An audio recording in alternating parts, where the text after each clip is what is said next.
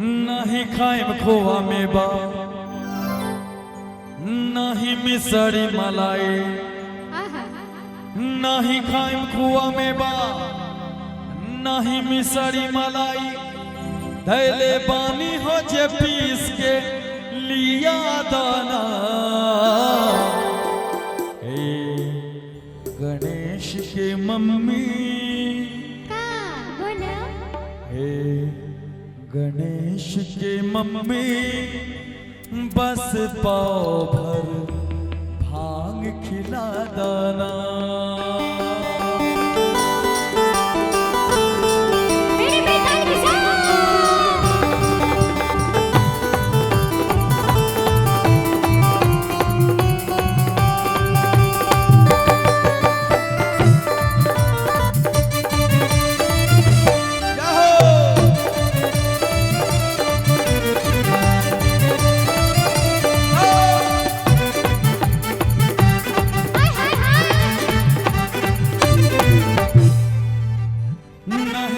खोवा में बना है मिसरी मलाई,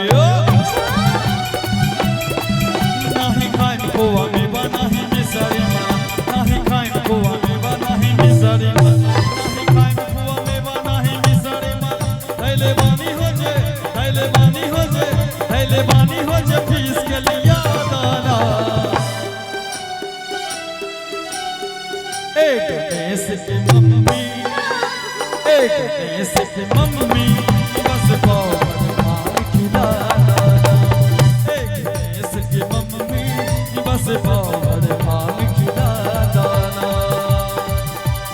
सुने रार भांगे अबधीर पिसट पिसट बना दे। रार भांगे अबधीर पिसट पिसट बना दे। रार भांगे अबधीर पिसट पिसट बना दे। रार भांगे अबधीर पिसट पिसट बना दे। हला दुख बड़ी, हला दुख बड़ी, हला दुख बड़ी दुखवा सहायता। एक गणेश के पापा, एक गणेश के पापा हमसे बात सारी। एक गणेश के पापा हमसे बात सारी। एक देश की मम्मी, मम्मी एक देश की मम्मी बस पाव भर भांग खिला दाना।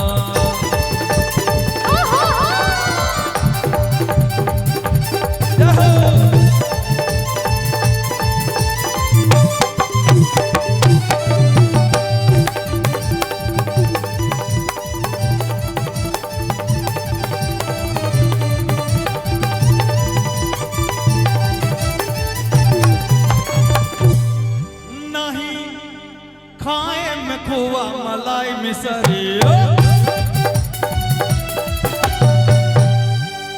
नहीं चितवा से भंगिया के स्वाद बिसरी। नहीं खाए में खोवा मलाई मिसरी, नहीं चितवा से भंगिया के स्वाद बिसरी। न बतिया हमार ई न भावे जेबे ना हो, न बतिया हमार ई न भावे जेबे ना। हमरा सामने से, हमरा सामने से, हमरा सामने से जल्दी हटा दाना। एक देश की मम्मी, एक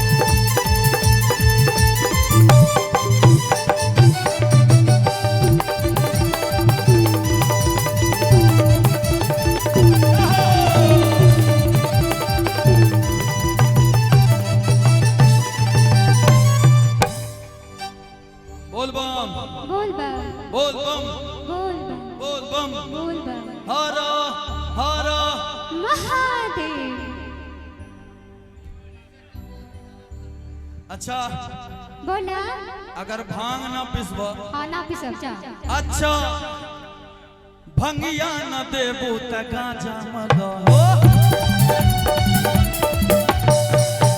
काम मेहनत के काम भाई जल्दी कर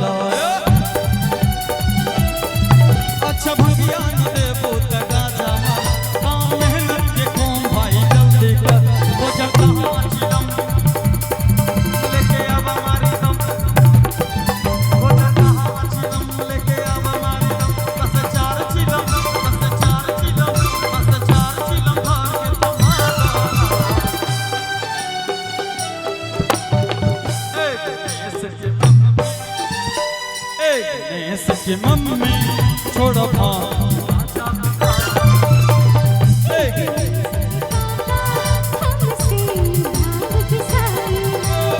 नहीं खाइन खोआ में बना ही मिसरी मलाई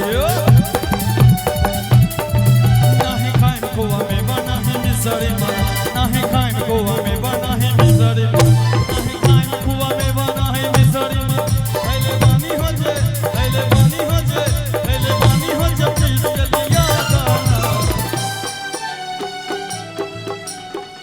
एक देश की मम्मी एक देश की मम्मी बस बहुत भाग खिलाता एक देश की मम्मी बस बहुत भाग खिलाता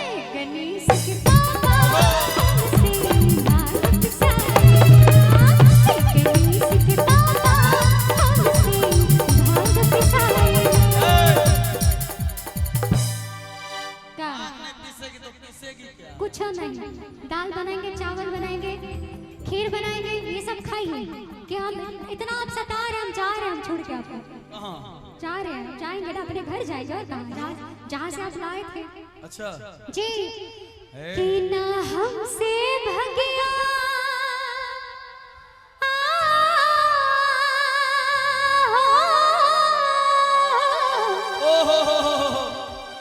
कि ना हमसे भगिया के पापा के नहीं हर जात वाली इसको भेज देते हैं क्या हाँ तो मैं जा ही रही हूँ ऐसे भी ऐसे ही जा रही हूँ हाँ है सब पिसाई हाँ ना पिसाई आइए है का बी सी डी क्या बोल रही थी बोलो खाली ए करते रहते जब देखो ना हमसे भैया हाँ बोलो कि ना हमसे भगिया हो ना हमसे भगिया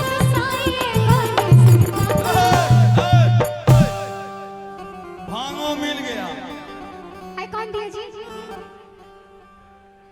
भांग मिल गया पार्वती जी सुधारने में लगे हैं आप सुधरने नहीं देना चाहते हैं क्या अब भांग मिल गया तो पिसेगी ना तुम ना ही देंगे नहीं पिसेगी भांग नहीं देंगे ना ही देंगे ना ही पीसेंगे तुमको जाना है तो तुम जाओ हम भांग भी लेके जा रहे हैं तुम के चली जाएगी मैं तुझा प्यार रचाऊंगा तुम के चली जाएगी मैं तुझा प्यार रचाऊंगा मैं तेरी साथ मिलाऊंगा देखिए ऐसे ऐसे प्रेमी हैं मुझसे प्यार रचाने के लिए कितना कुछ कहा इन्होंने मैं आपसे भांग नहीं पीसे सुनिए पहले सुनिए इतना भांग नहीं पीसे कैसे है हाँ कि रे प्यार करे और चलवाए मैं गे ऐसे आशिक से डरिया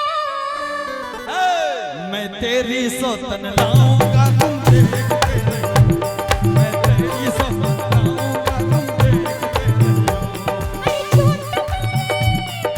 छोटा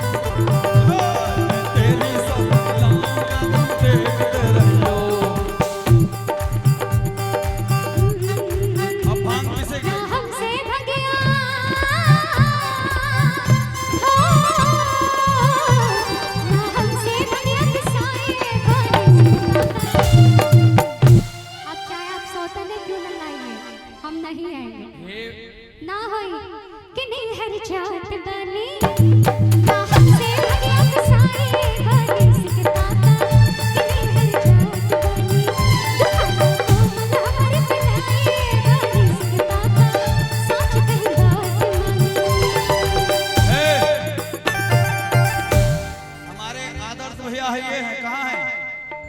अरे मिक्सी दिलवा देंगे उनसे। अरे नहीं, खाना खाइए। भांग वांग में क्या रखा है?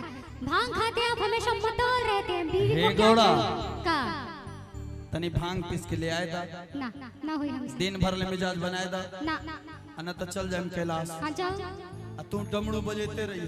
हम काहे बचाए डमरू? बोल बम। बोल बा। हमरा लगे दू को बच्चा बा। हाँ ओकरा के देख कि डमरू बजाई।